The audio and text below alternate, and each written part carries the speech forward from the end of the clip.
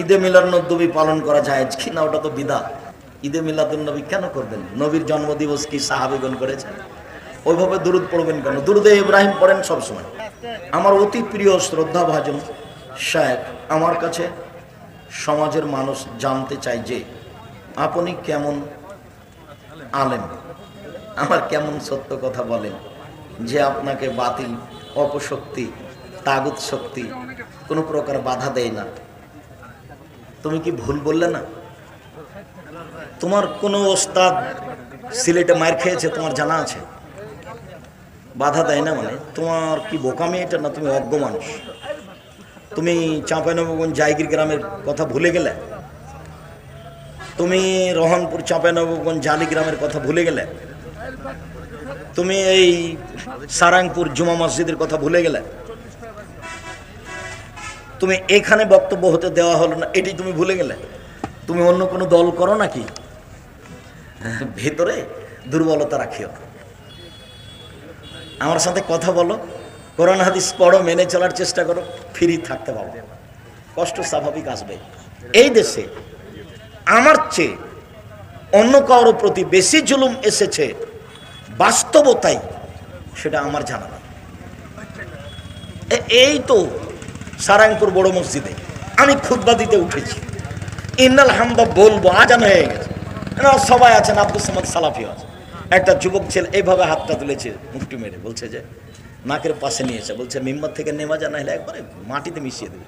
তার ভাষাটা ছিল এটা।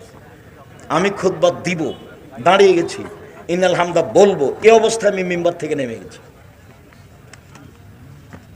আমার বাস্তব জীবনের কথা বলছি। তোমার বাড়িতে সারাংপুর যদি বাড়িতে বলি কথাটা ভুল হবে? তাহলে জায়গির গ্রাম কি চাঁপাইনবাবগঞ্জ কানসার দূরে? রহনপুরের জালিগ্রাম কি দূরে? বক্তব্য শেষের দিকে বৃষ্টির মতো পাথর আসতে লাগলো আর ইট। আমি স্টেজ থেকে নেমে দৌড় দিলাম স্যান্ডেল ছাড়াই, দৌড়াতে দৌড়াতে এক বাড়িতে গিয়ে আশ্রয় নিলাম। এই তো সেই দিনের ঘটনা। ভুল বুঝিও না, ভিতরে সংকীর্ণতা রাখিও না, অন্য দল সংগঠন করে নিজের ভিতরে হিংসা আনিও না। যে সুদ খায় বা যে এনজিওতে চাকরি করে তার বাড়িতে কি দাওয়াত খাওয়া যাবে? জি না। তাড়াতাড়ি করো আনবে। আমার আব্বু বয়স্ক হয়ে গেছেন আর এখন প্রায় শূন্য অবস্থায় বা পাগলের মতো আচরণ করছেন।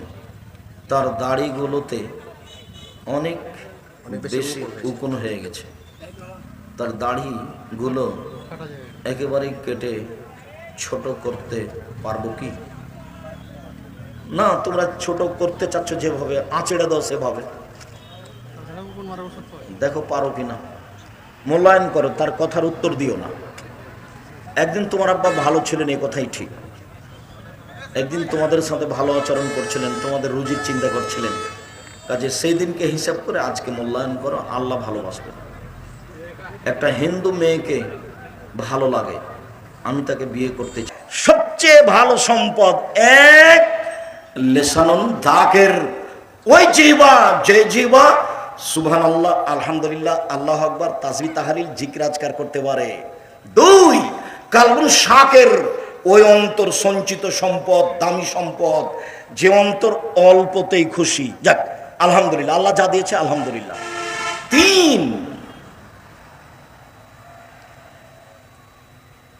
ভালো স্ত্রী, যাকে দিনের ব্যাপারে সহযোগিতা করে, আজান হলে মসজিদে যাওয়ার জন্য বলে, রাতে দেরি করে আসলে বলে দুঃখিত, আপনাকে আমি খুব ভালোবাসি, আপনার অপেক্ষায় চেয়ে আছে, আমি খাইনি, আপনার সাথে খাবো বলে সর্বদা তাকে দিনের উপরে সহযোগিতা করে। এই হলো সবচেয়ে ভালো সম্পদ। এ কথা রাসূল সাল্লাল্লাহু আলাইহি সাল্লাম বলেন।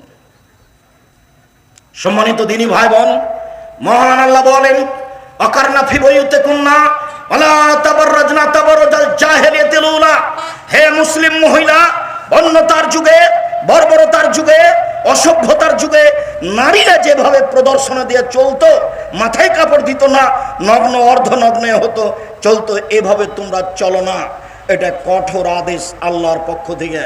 যারা মানে না তাদেরকে অধপতনে যেতে হবেই হবে। সেই পরিবার, সেই মা কোনোদিন সালাহুদ্দিনের মতো ছেলে জন্ম দিতে পারে না।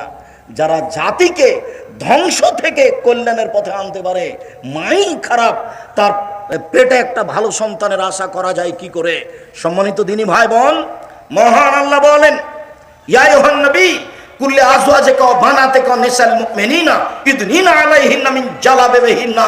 মুহাম্মদ সাল্লাল্লাহু আলাইহি সাল্লাম, আপনি আপনার স্ত্রীদেরকে, আপনার মেয়েদেরকে, জনগণের স্ত্রীদেরকে আদেশ করে দেন, তারা যখন বাড়ি থেকে বের হবে তারা যেন মোটা চাদর বোরখা পরে বের হয়, গায়ে চাদর দিয়ে বাড়ি থেকে বের হয়। আপনার ফুফু যে কাপড়ে চলতো, আপনি একদিন আপনার ফুফুকে আনতে গেছিলেন, তো আপনি আগে আগে আছেন, আপনার ফুফু পিছে পিছে আছে। রাস্তায় একটা লোক পড়ে গেল, আপনার ফুফুর গায়ের চাদরটা মনে পড়ে কি? আর আপনার ফুফু রাস্তার এক পাশে দাঁড়িয়ে গেল, লোকটা যখন পার হয়ে গেল তখন আপনার ফুফু আবার আসতে লাগলো, এরকম দৃশ্য আপনার মনে পড়ে? ওই পোশাকের কথা আল্লাহ বলছেন, এই পোশাকের কথায় আল্লাহ বলছেন। আল্লাহর নবী যখন বললেন সব মহিলাকে ঈদের মাঠে যেতে হবে, ভালো মহিলাতে ঈদের মাঠে যাবে, ঋতুবতীকেও ঈদের মাঠে যেতে হবে। মহিলাদের 5 ওয়াক্ত সালাত বাড়িতে ভালো, জুমার সালাত মসজিদে ভালো, ঈদের মাঠে যেতে বাধ্য, মহিলাদেরকে ঈদের মাঠে যেতেই হবে। এই আদেশ যখন করলেন, ঋতুবতীদেরকেও যেতে হবে, যার হায়েজ হয়েছে তাকেও যেতে হবে। তখন মহিলারা বলে উঠল, আল্লাহর নবী, আমাদের মধ্যে এতগুলো মহিলা, এমনও মহিলা আছে যার গায়ের চাদর নেই, সে কেমনে যাবে? মানে বাইরে বের হতে হলে গায়ে চাদর লাগবে। তখন আল্লাহ রসুল বলছেন, লেতুল বিসাহা সাহেব তাহা মিন জিলবাবেহা, তার বান্ধবী তাকে একটা চাদর দিয়ে দিবে। আগে মানুষ আরেকজনের কাপড় নিয়ে আত্মীয় স্বজনের বাড়ি যেত, ওইটা বুখারী মুসলিমের হাদিস। তাকে নিজেই চাদর তৈরি করতে হবে রাস্তায় বের হওয়ার মতো, ঈদের মাঠে যাওয়ার মতো। যদি না থাকে আর কারো নিয়ে যাবে। নগ্ন হয়ে চলার আদেশটা কোথায়, সুযোগটা কোথায়? আপনি যে একজন পিতা দায়িত্ব পালন করলেন, কি দায়িত্ব পালন করছেন একটু এদিকে লক্ষ্য করেন। এক খেলে চেয়ে থাকবেন, এই ছেলে বক্তব্যের সাথে মুনাফিকি করবে না, অমনোযোগী হবে না কখনো, এক খেলে চেয়ে থাকো। পাখি যেন মনে করে তুমি পাথর, এইভাবে এক খেলে বসে থাকবা। সিনফান মিন আহলিন নার লাম আরাহুমা, আল্লাহ নবী বলছেন 2 শ্রেণীর মানুষ জাহান্নামে যাবে, আমি তাদের দেখিনি, ওরা জাহান্নামে যাবে, ওদের আমি দেখিনি। এক শ্রেণীর মানুষ যাদের হাতে থাকবে লাঠি, গাভীর লেজের মতো, একদিক মোটা একদিক চিকন, একদিক মোটা একদিক চিকন, এরা মানুষকে মারবে, এরা জাহান্নামে যাবে। আরেক শ্রেণীর মানুষ নিসাউন, মহিলা, কাছে এতন কাপড় পরে থাকে, আর এতন উলঙ্গ। দেখেন, কাপড় পরে উলঙ্গ হয়ে থাকে, এই কথা আল্লাহ নবী বলছে, 1450 বছর আগেকার এই বাক্য। নিসাউন, মহিলা, কাছে এতন কাপড় পরে থাকে, আর এতন উলঙ্গ। যদি শাড়ি পরে থাকে তাহলে ছোট ব্লাউজ আছে, পেট পিট দেখা যায়, হাত কবিয়ে পর্যন্ত দেখা যায়, বাহু পর্যন্ত, তোটা উলঙ্গ পোশাকে।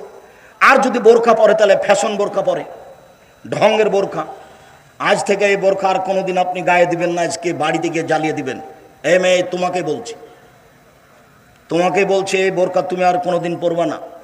ফ্যাশন বোরখা পরে ঢং দেখিয়ে পর্দা দেখায় না। তুমি মুসলিম, তোমার ধর্মের নাম ইসলাম, তোমার নবীর নাম মোহাম্মদ সাল্লাল্লাহু আলাইহি সাল্লাম। আজও একটা হিন্দু মেয়ে নিজের পরিচয়ে বিবাহ হয়ে গেলে কপালে কি দিবে? সিঁদুর দিবে, জীবন বাজি রেখে সেটা সে করবেই। তার হাতে একটা কি দিবে? শাখা দিবে, মনে করে এটা আমার পরিচয়।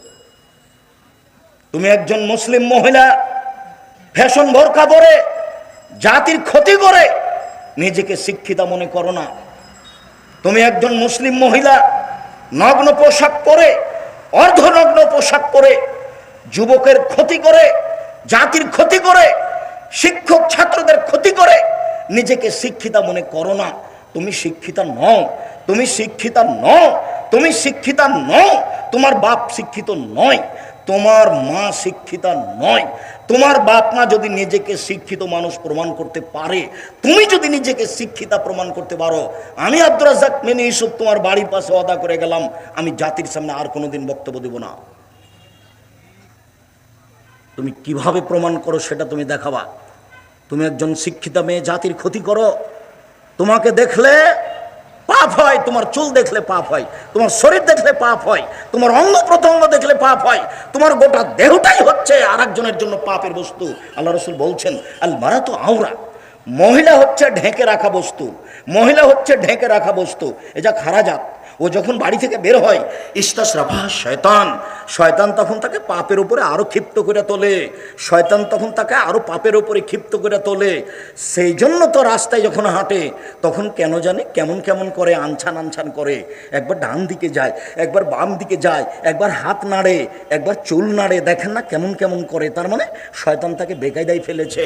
রাসূল সাল্লাল্লাহু আলাইহি ওয়াসাল্লাম বলছেন, নিসাউন, মহিলা, কাসিয়াতুন, কাপড় পরে থাকে, আরিয়াতুন, উলঙ্গ, মমিলাতুন, তারা পুরুষকে নিজের দিকে আকৃষ্ট করে, মায়লাতুন, তারা নিজেরা আকৃষ্ট হয়, তাদের মাথা বক্র উটের মতো হেলে দুলে চলে। এরা জান্নাতে যাবে না, এরা জান্নাতে তো যাবে না, যাবেই না, এরা জান্নাতে যাবে না, এরা জান্নাতে তো যাবে না, যাবেই না, এরা জান্নাতের গন্ধ পাবে না। যে জান্নাতের গন্ধ 1 বছরের দূরত্ব পথ থেকে পাওয়া যায়, এটা জান্নাত। এখানে আপনি একটা দ্রুতগামী ঘোড়ায় উঠেছেন, 1 বছর দৌড়িয়ে ঘোড়াটা যেখানে যাবে সেখানে যদি আপনি দাঁড়ান তাহলে জান্নাতের গন্ধ পাবেন। হাদিস বুখারী মুসলিম। আল্লাহর নবী বলছেন, এই মহিলা জান্নাতের গন্ধ পাবে না। উপস্থিত বৈঠকের মুসলিম বোন, আপনাকে আমি খাটো করতে চাইনি, আল্লাহ রাসূল যা বলেছেন সেটা আপনাকে বলছি। আল্লাহর নবী বলেন, মা তারাকতু বাদি ফিতনাতান নাযারা লিরিজালি মিনান নিসায়ে, আমার জীবনে আমি ছাড়িনি কোনো বস্তু যেটা পুরুষের জন্য বেশি বিপজ্জনক হতে পারে। আমার জীবনে আমি ছাড়িনি কোনো বস্তু যেটা পুরুষের জন্য বেশি বিপজ্জনক হতে পারে নারীদের চেয়ে। আমার জীবনে আমি ছাড়িনি কোনো বস্তু যেটা পুরুষের জন্য বেশি বিপজ্জনক হতে পারে নারীদের চেয়ে। রাসূল সাল্লাল্লাহু আলাইহি সাল্লাম বলেন, ইন্নাল মারাতা তুকবালু ফি সূরাতি শয়তান ওয়া তুদবারু ফি সূরাতি শয়তান, নিশ্চয়ই মহিলারা শয়তানের বেশ ধরে আসে, নিশ্চয়ই মহিলারা শয়তানের বেশ ধরে যায়, নিশ্চয়ই মহিলারা শয়তানের বেশ ধরে আসে, নিশ্চয়ই মহিলারা শয়তানের বেশ ধরে যায়। রাসূল সাল্লাল্লাহু আলাইহি সাল্লাম বলছেন, ইয়াকুমুদ দুখুল আলান নিসায়ে, পৃথিবীর মানুষ সাবধান, মহিলাদের কাছে যাওয়া থেকে বেঁচে থাকো, মহিলাদের কাছে যাওয়া থেকে বেঁচে থাকো, গেলেই তুমি বিপদে পড়ে যাবা। রাসূল সাল্লাল্লাহু আলাইহি সাল্লাম বলছেন, লা ইয়াখরু রাজুলুন বিইমরাতিন ইল্লা কানা ফালিসুমা শাইতান, কোন পুরুষ যেন কোন নারীর সাথে নির্জনে একত্রিত না হয়, কোন পুরুষ যদি কোন নারীর সাথে নির্জনে একত্রিত না হয়, যদি হয় তাহলে তৃতীয় জন হবে শয়তান। অতএব খুব সাবধান থাকো। রাসূল সাল্লাল্লাহু আলাইহি সাল্লাম বলেন, মা রাআইতু মিন নাকিসাত আকলিন ওয়া দীনিন আযাবাল রুবি রাজুলিল হাজম মিন ইহদাকুন্না, ও নারীর জাতি, আমি দেখিনি তোমাদের চেয়ে কাউকে যে বুদ্ধিমানের বুদ্ধিকে নষ্ট করতে পারে। তোমরা এমন জাতি যে বুদ্ধিমানের বুদ্ধিকে নষ্ট করতে পারো। ও নারী জাতি, তোমরা এমন জাতি, আমি দেখিনি তোমাদের চেয়ে কাউকে যে বুদ্ধিমানের বুদ্ধিকে নষ্ট করতে পারে। তোমরা এমন জাতি যে বুদ্ধিমানের বুদ্ধিকে নষ্ট করতে পারো। তুমি যে একজন হুঁশিয়ার বুদ্ধিমান ছেলেকে নষ্ট করতে পারো, এটা তুমি নিজেই সাক্ষী। তুমি যখন নগ্ন হয়ে চলো তখন তোমার দিকে সবাই দেখতে থাকে। আবার তোমার মোবাইলে যদি রিং হয় তাহলে তুমি মোবাইলটা অন করে বলো, ভাইয়া কি বলছিলে, ভাইয়া ভাইয়া বলে তুমি চিৎকার করো, তখন তার অন্তরে দাগ কাটে তোমার কণ্ঠটা, তোমার কণ্ঠ পর্দা। মনে রেখো, মোবাইলে রিং হচ্ছে, হোক, হতে হতে যদি শেষ পর্যন্ত তোমাকে ধরা লাগে তাহলে তুমি অন করে দিয়ে বলবা, আসসালামু আলাইকুম, জি কে বলছিলেন, আমার আব্বা বাড়িতে নেই, পরে কথা বলিয়েন, এটুকু বলবা কড়া কণ্ঠে। ওখানে যদি নরম কণ্ঠ না থাকে, কণ্ঠ পর্দা। রাসূল সাল্লাল্লাহু আলাইহি সাল্লাম বলছেন, লা তুবাশিরুল মারাতু আল মারাতা ফাতানাতালে যাওজা কানু ইয়ানজুরু ইলাইহা, কোন মহিলা যেন কোন মহিলার গায়ে হাত না লাগায়, কোন মহিলা যেন কোন মহিলার গায়ে হাত না লাগায়। যদি লাগাই তাহলে সে বুঝতে পারবে এই মহিলার শরীর নরম না শক্ত। সময় এসে তার স্বামীর সামনে বলবে, তার স্বামী তখন অন্তরের চোখে তাকে দেখবে। হাদিস বুখারী মুসলিম। একটা মহিলাকে অন্তরের চোখে দেখা নিষেধ, তাহলে বর্তমান অবস্থা কি হতে পারে? ও মহিলা কলেজের প্রিন্সিপাল, আপনার কি হবে? গার্লস স্কুলের প্রিন্সিপাল, আপনার কি হবে? ও সভাপতি সাহেব, গার্লস স্কুল খুলেছেন যারা, আপনাদের কি হবে? সরকার তো, আব্দুল্লাহ তো বলল, রাস্তাঘাট আর কারেন্টের ব্যবস্থা করার সাথে সাথে এদেশে যদি আরও 50টা বিশ্ববিদ্যালয় খোলা হতো, একেবারে বিদেশ থেকে ভারত থেকে মহিলা নিয়ে এসে এদেশে মহিলাদের মাধ্যমে মহিলা ডাক্তার করা হতো, ভারত থেকে আরও অন্য কোনো দেশ থেকে বড় বড় ডাক্তার নিয়ে এসে এদেশের ছেলেদেরকে বড় ডাক্তার করা হতো, তাহলে কি দেশের সুবিধা হতো না? আমার আপনার টাকা কোথায় খরচ হচ্ছে, আমরা কিভাবে দিন কাটাচ্ছি, এগুলো আব্দুল্লাহর বক্তব্য বাস্তবে অক্ষরে অক্ষরে বাস্তবায়ন করার চেষ্টা করতে হবে। নিজেকে মনে করতে হবে এই বক্তব্যের আমার শোনার এবং বাস্তবায়নের প্রয়োজন আছে, যতটুকু আপনার পক্ষে সম্ভব। উপস্থিত বৈঠকের দিনই মুসলিম বোন, আপনাকে এই অংশে এসে একটু কথা শোনাই। আব্দুর রাজ্জাক সাহেব, আপনাকে ভালোবাসি, আপনার বক্তব্য ভালোবাসি, এই জন্য এসেছি।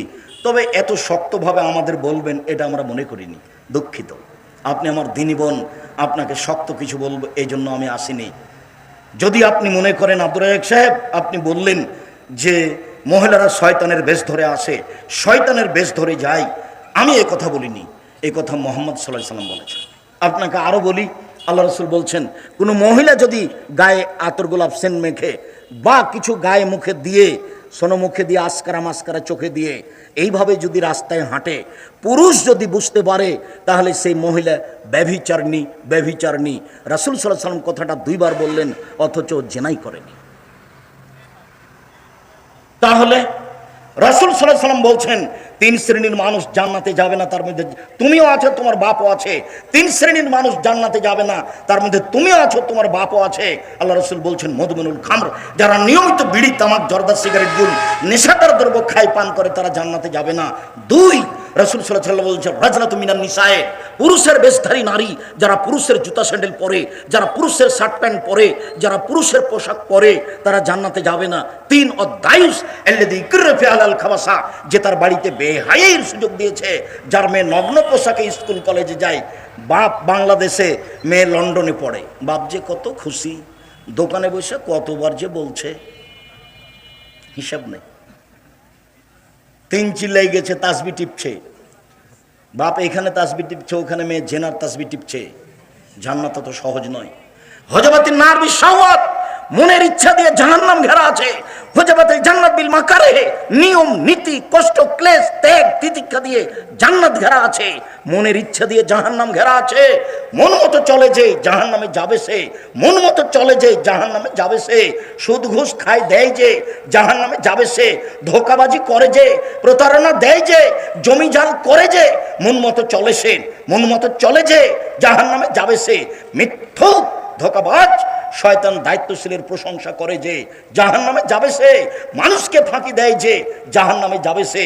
10 টাকা মায়েরা খায় যে জাহান্নামে যাবে সে। এরা জাহান্নামে যাবে, এই কথা মুহাম্মদ সাল্লাল্লাহু আলাইহি সাল্লাম বলেন। রাসূল বলেন হযরতিন নার বিশাওয়াত, মনের ইচ্ছা দ্বারা জাহান্নাম ঘেরা আছে, নিয়ম নীতি, কষ্ট, ক্লেশ দ্বারা জান্নাত ঘেরা আছে। উপস্থিত বৈঠকের দিনই বোন, আপনাকে আমি খাটো করতে চাইনি, আপনিও মুসলিম। আয়েশা রাদিয়াল্লাহু তাআলা একজন মুসলিম মহিলা, আপনিও মুসলিম মহিলা। একটু দেখেন এইদিকে, এই মেয়ে কথা বলছো কেন, এইদিকে খেয়াল করো। যে উপস্থিত বৈঠকের দিনই বোন, আপনি একটু এদিকে খেয়াল করবেন, দেখেন। আপনাকে আমি শয়তান বলিনি, আপনি অনেক ভালো মানুষ। এদিকে দেখেন। আয়েশা রাদিয়াল্লাহু তাআলা আনহা বলেন, আল্লাহর নবী বললেন, আয়েশা, হাদা জিবরাইল ইকরাইকা আলাইহিস সালাম। আয়েশা শোনো শোনো শোনো, এই যে জিবরাইল তোমাকে সালাম দিল। আয়েশা শোনো, এই যে জিবরাইল তোমাকে সালাম দিল। তখন আয়েশা রাদিয়াল্লাহু তাআলা আনহা বলছেন, আলাইহিস সালাম ওয়া রাহমাতুল্লাহি ওয়া বারাকাতুহু, তার উপরে সালাম, তার উপরে বরকত, তার উপরে রহমত। ফাতারা ওয়ালা নারা, আপনি তো দেখতে পান, আমরা তো দেখতে পাই না, কোথায় জিবরাইল? অথচ এক খাটে 3 জন, এক লেপের নিচে 3 জন। কে কে? মুহাম্মদ সাল্লাল্লাহু আলাইহি সাল্লাম, জিবরাইল আলাইহিস সালাম, আরেকজনকে আয়েশা রাদিয়াল্লাহু তাআলা আনহা। তাহলে কি আল্লাহ রাসূল এরকম মহিলাকে শয়তান বললেন, যাকে জিবরাইল সালাম দেয়? আয়েশা, এই যে জিবরাইল, জিবরাইল তোমাকে সালাম দিল। তখন আয়েশা বলছেন, আলাইহিস সালাম ওয়া রাহমাতুল্লাহি ওয়া বারাকাতুহু, জিবরাইলকে সালাম, তার উপরে রহমত, তার উপরে বরকত। আরে আপনি তো দেখতে পান, আমরা তো দেখতে পাই না। এক বিছানায় 3 জন, ইনি তো মহিলা মানুষ। ইনার আর একটু কথা আপনাকে শোনাই। বলছেন আমার ঘরে হলো আমার স্বামীর কবর, তখন আমি এমনিতেই যাই, মাথায় কাপড় দেওয়া খুব একটা প্রয়োজন মনে করি না। কয়েকদিন পরে হলো আমার বাপের কবর, তখন আমি মনে করি এটা আমার স্বামীর কবর, এটা আমার বাপের কবর, আমি এমনিতে যাই। কয়েকদিন পরে সেখানে হলো উমার রাদিয়াল্লাহু তাআলার কবর, তখন আর আমি এমনিতে যাই না, আমি কবরকে লজ্জা করি, এখানে একজন বেগানা পুরুষের কবর আছে। আয়েশা রাদিয়াল্লাহু তাআলা একটা কবরকে লজ্জা করে। আর তুমি একটা মেয়ে মানুষ, ক্লাস 10-এ পড়ো, যেদিন তুমি 7-এ উঠেছো সেদিন তুমি যুবতী হয়েছো, তোমার হাইট শুরু হয়েছে, আজকে তুমি মাথায় কাপড় না দিয়ে কেমনে এলে? তোমার বাপ এটা কেমনে মেনে নিল? তোমার মা এটা কেমনে মেনে নিল? এটা কি করে হতে পারে? এ কোন ধরনের পরিবার? এর নাম পশু প্রাণীর পরিবার। কষ্ট দেওয়ার জন্য আপনাকে আমি আসিনি, আপনি আমার দিনী ভাই, আপনাকে আমি যথাযথভাবে মূল্যায়ন করতে চাই। আমি আপনার দূরের মানুষ নই, আমি আপনার বাড়ির মানুষ। যার কারণে আমি বলি, বিশেষ করে চাঁপাইনবাবগঞ্জ রাজশাহীর দ্বীনি মুসলিম ভাই বোন, আমি আব্দুর রাজ্জাক বিন ইউসুফ আপনাদের বাড়ির ছেলে, আপনার ভাই, আপনার ছেলে। কোরআন হাদিসের ব্যাপারে আমি আপনার পাশ থেকে সঠিক উত্তর পরামর্শ দিতে চাই। আপনি আমাকে এড়িয়ে আমার বক্তব্য বন্ধ করে আর একজনের কাছে আশ্রয় নিয়েন না, তাহলে আপনার প্রতিবেশীর সাথে খারাপ আচরণ হবে, সাথে সাথে শরীয়তের ব্যাপারে আপনি নিরাপদ হবেন না। আমি আব্দুর রাজ্জাক বিন ইউসুফ মানুষ ভুলের ঊর্ধ্বে নই। 33 বছর থেকে আমি বক্তব্য দিচ্ছি, দাওয়াত দিচ্ছি, শিক্ষকতা করে আসছি, আমি জাতিকে মুখে কলমে ফাঁকি দিইনি। আমি আপনার কাছে থেকে শরীয়তের বিষয়ে আপনাকে পরামর্শ দিতে চাই। আপনি বাড়ির ছেলে মনে করে, নিজের ভাই মনে করে, বোন আপনি নিজের ভাই মনে করে আপনি শরীয়তের ব্যাপারে আমাদের কাছে আশ্রয় নেন। আপনাকে আমি ফতোয়াতে সহযোগিতা করব, আপনার ছেলে মেয়েকে পড়াশোনা করে আমি সহযোগিতা করব, আমি আপনার কাছে বই পুস্তক দিয়ে সহযোগিতা করব, ইনশাল্লাহ করবই করব। তার ব্যাপারে আমার পূর্ণ প্রস্তুতি আছে, সব কিছু রেডি আছে। আপনার ছেলে মেয়েকে আমি ভালো শিক্ষা দিতে পারি, বিদেশি শিক্ষক আছে, মক্তবটা ভালো ভালো তারা শিক্ষক, বেশি বেশি বেতন তাদের দিয়ে মক্তব চালু করা আছে, যাতে করে তারা বাংলা অক্ষর, আরবি অক্ষর, ইংরেজি অক্ষর খুব সুন্দরভাবে বলতে পারে, লিখতে পারে, যেটা আপনি স্কুলে আশা করতে পারেন না, যেটা আপনি আপনার পাশের প্রতিষ্ঠানে আশা করতে পারেন না। আমি আপনার সার্বিক সহযোগিতায় রয়েছি। আরেকটু এদিকে দেখেন, দিনী বোন এদিকে দেখেন।